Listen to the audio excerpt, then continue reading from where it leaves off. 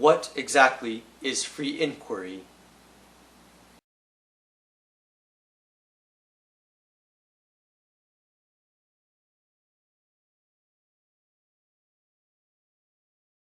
Hey, what's up? It's Phoenix and welcome back to my YouTube channel.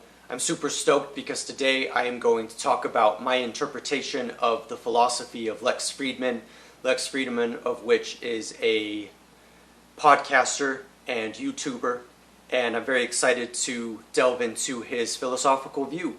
So without further ado, let's dive right in.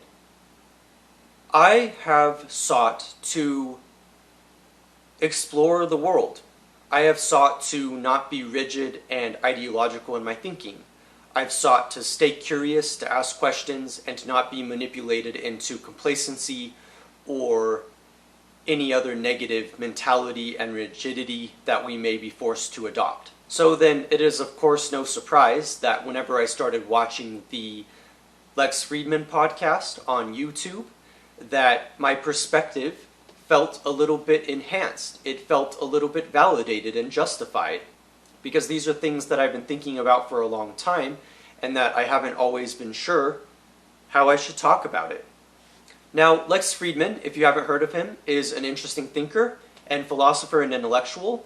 He is a scientist and does a lot of work in AI, artificial intelligence, and that was actually his emphasis, was on AI and technology whenever he first started his podcast, but it has since expanded to engage a variety of different thinkers.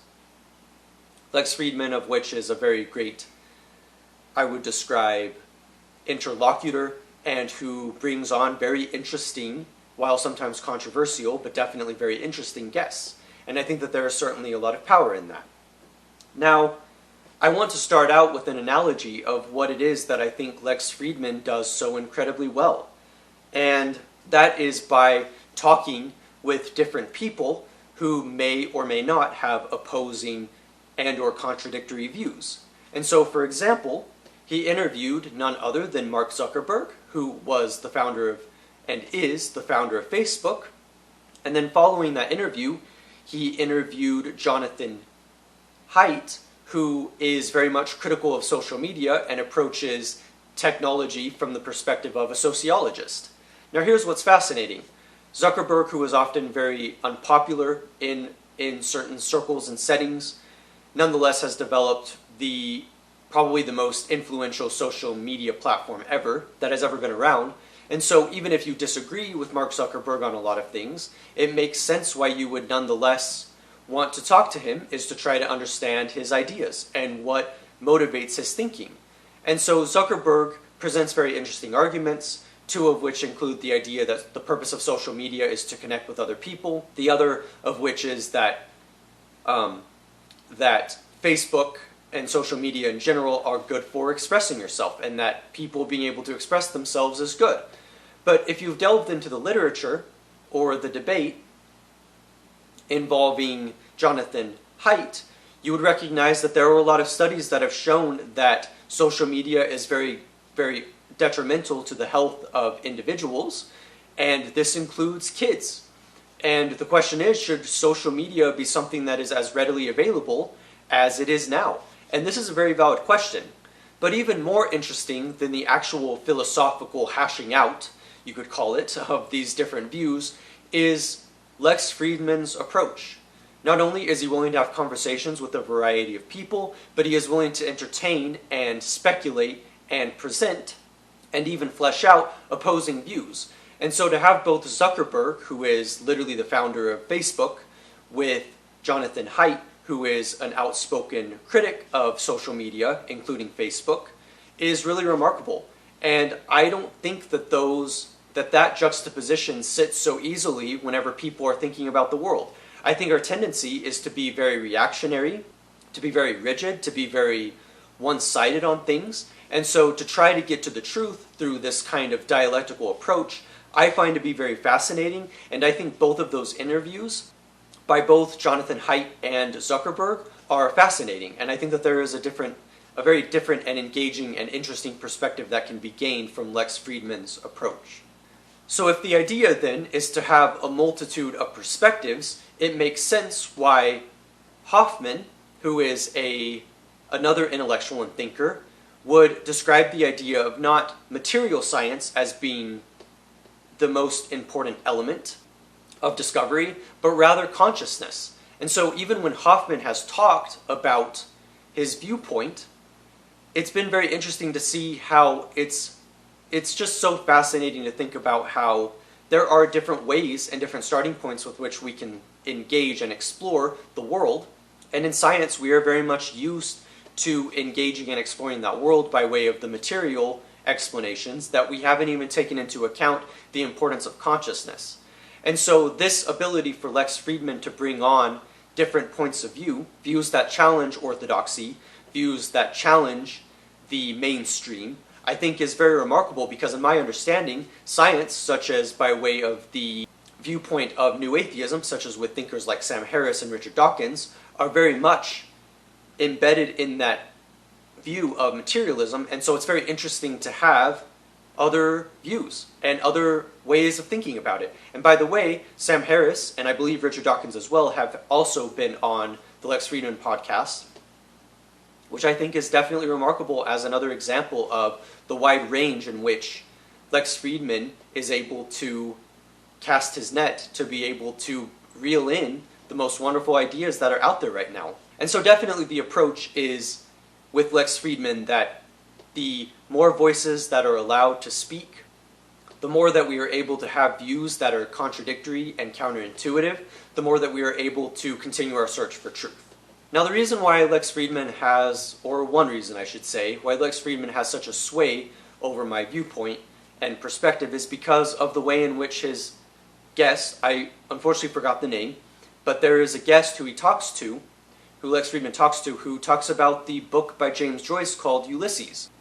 And when I studied that book in school, and I studied some of these more daring, experimental, innovative 20th century and 21st century writers, I kind of felt a little bit aloof or at odds. And the reason is because I felt a little bit downtrodden. The idea that you couldn't just engage with something for what it is, that you had to be an expert about it, or it had to be good enough for your readership, and that it couldn't just be what it was, that a book just couldn't be what it was. And so I approached these books, such as Ulysses by James Joyce, from a very detached perspective and a very unwelcome perspective, because I felt like I wasn't really welcome in the conversation.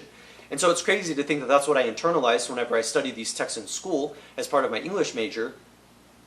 But that is what happened, and so I often approach Joyce with a lot of reluctance, and even though Joyce has influenced my writing style and the things that I think about with writing, I felt very much left out.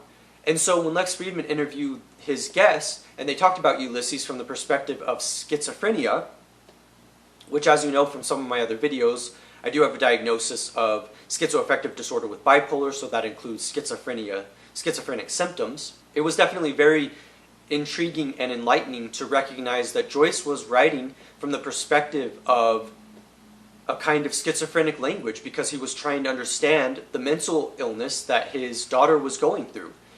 And that made me connect to Ulysses and to James Joyce in general in a way that I did not expect. Because not only was it inclusive in Lex Fridman's way of bringing that out, but it also struck a chord with me for recognizing that I like literature and writing, and I want to be able to connect to what I'm reading, and I want to be able to feel like it is accessible and that I can understand it.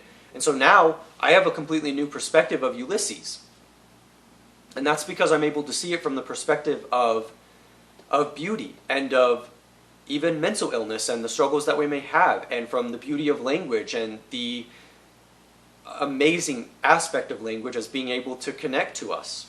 And so this was a very touching moment for me to internalize, because I had never thought of books as being accessible. I had always seen them as having to be too hard and kind of being gatekept, and that I couldn't understand things. And so whether I like it or not, that influenced me a lot in my writing, with feeling like I was kind of a lone voice. And so to be able to hear about Joyce as being influenced by schizophrenia was truly a remarkable thing, because for once I felt included. I felt included in the conversation, and I felt as though I was a part of something.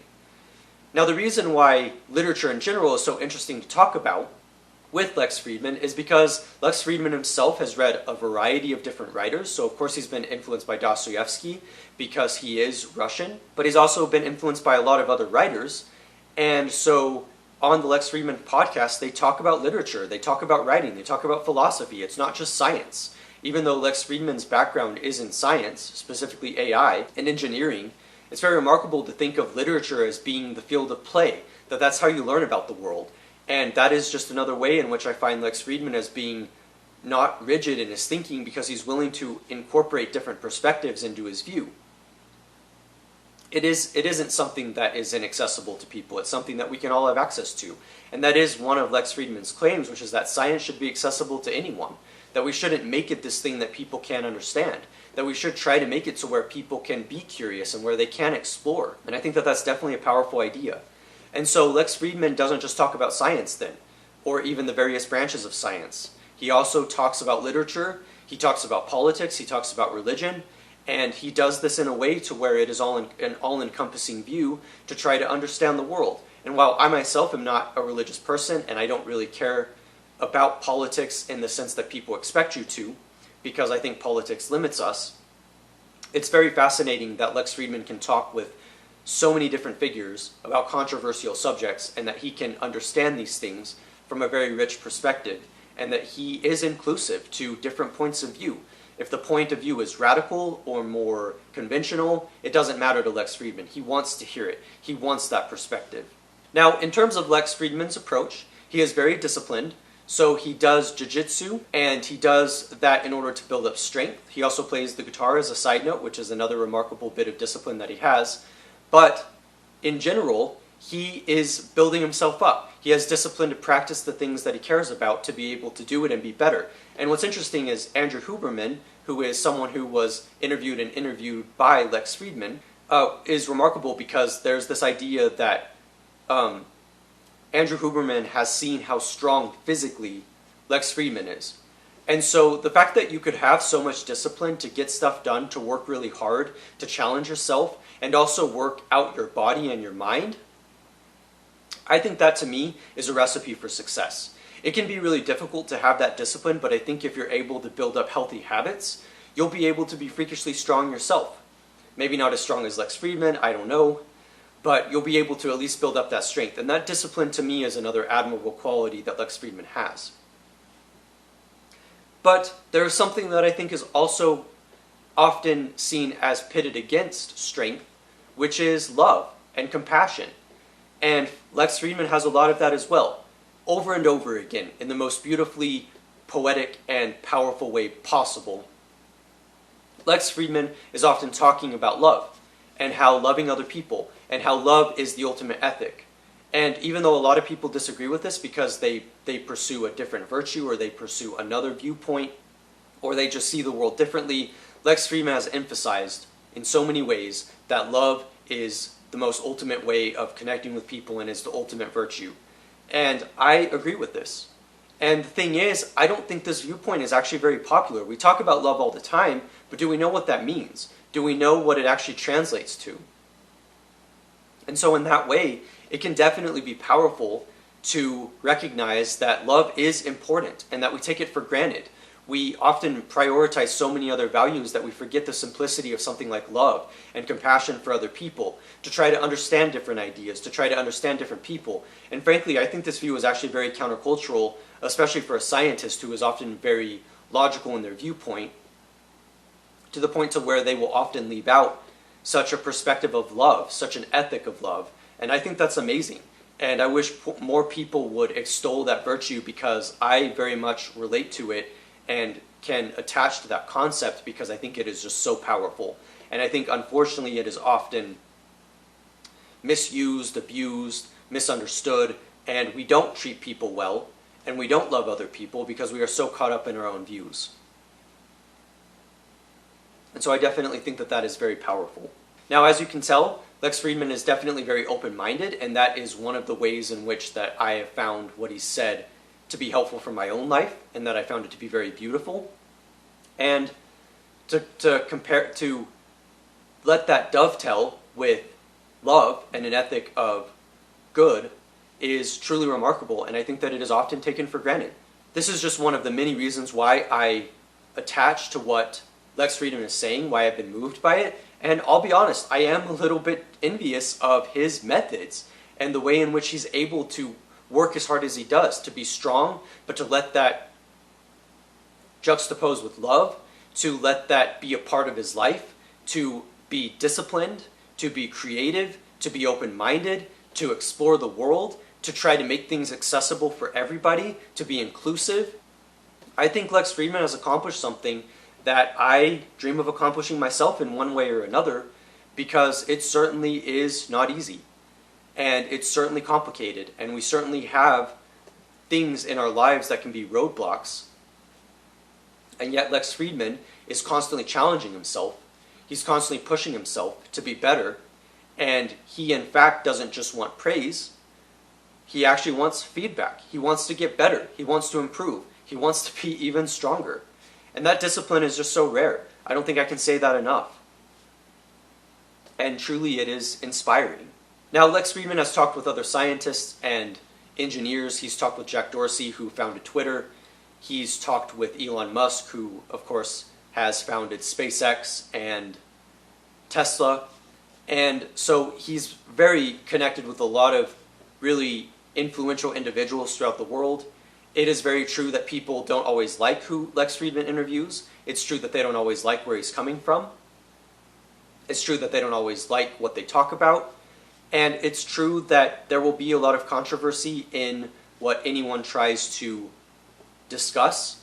But Lex Fridman's desire to be open-minded, to not be rigid in his thinking, to really try to open the conversation and the dialogue to be more than it can possibly be, I think is amazing. The fact that they've talked about themes like life and death, the fact that they've talked with people such as Rick Rubin, who is a famous producer in music and has produced bands like Slipknot, who have influenced me. I mean, it's endless. Like, it really is boundless, and I am just so moved by what I've seen. And so I might be a little bit giving too much positive feedback. Maybe I should be more constructive in how I view these conversations and Lex Fridman's philosophical view. But in my opinion, I think it's something to strive for. I think it's definitely a worthy cause. And yeah, I think that it's amazing. So yeah, I'm Phoenix. I hope that you enjoyed this discussion, and I hope that you'll check out Lex Fridman on YouTube and other platforms. He is on Spotify as well. I hope that you'll check it out. And I am going to strive in my life to be open-minded with how I talk with people, to see things as a conversation rather than just a debate, that we can reach common ground, that we can explore the world, and that we can learn more about science, literature, philosophy, and that we can learn more and more about the world. And I think that that's amazingly powerful. So yeah, I'm Phoenix. Definitely check out my other videos if you can. And yeah, I will see you next time. Thank you for watching.